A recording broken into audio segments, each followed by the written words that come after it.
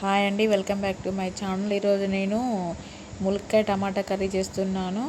First మనం ములక్కాయలని కోసి పక్కకు పెట్టుకోవాలి. పెట్టుకున్నాక ప్యాన్లో ఆయిల్ పోసుకొని అందులో ములక్కాయలని మనం దూరగా వేంపుకొని అలా పక్కన పెట్టుకోవాలి. పక్కన పెట్టుకున్నాక ప్యాన్లో కొంచెం ఆయిల్ తక్కువ అయితే కొంచెం మనం ఆయిల్ అనేది యాడ్ చేసుకోవాలి. యాడ్ చేసుకున్నాక అందులో జీలకర్ర, ఆవాలు, ఇంకా సంథింగ్ అంటే పచ్చిమిర్చి, ఎండుమిర్చి అని సంథింగ్ ఏమున్నా వేసుకోవాలి. నేను అవి 2 వేసుకున్నాను. 2 వేసుకున్నాక చిటపటలాడాక నేను తీసుకున్నది ఉల్లాకు తీసుకున్నాను, కరివేపాకు, పచ్చిమిర్చి, టమాటో ఇవి తీసుకొని కర్రీ ప్రిపేర్ చేశాను.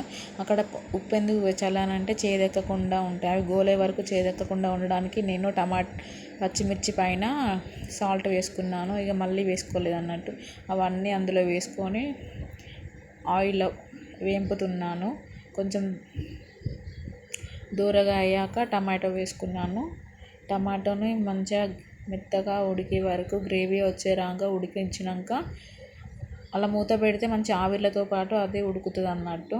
ఉడికినాక నేను ఇక ఉప్పు అలానే వేసుకున్నా కాబట్టి నేను మళ్ళీ ఉప్పు వేయలేదు. తర్వాత మంచిగా ఉడికినాక పసుపును అల్లం యాడ్ చేసుకున్నాను. అల్లం యాడ్ చేసుకున్నాక తర్వాత కాసేపు ఉడికించినాక మనం ముందుగా తీసుకొని మునిగ వాటిని పక్కకు పెట్టుకున్నాం చూడండి. వాటిని నేను తర్వాత అవి ఉడికినాక మంచిగా ఉడికాక వాటిని నేను యాడ్ చేశానండి. యాడ్ చేసి కలుపుకున్నాను.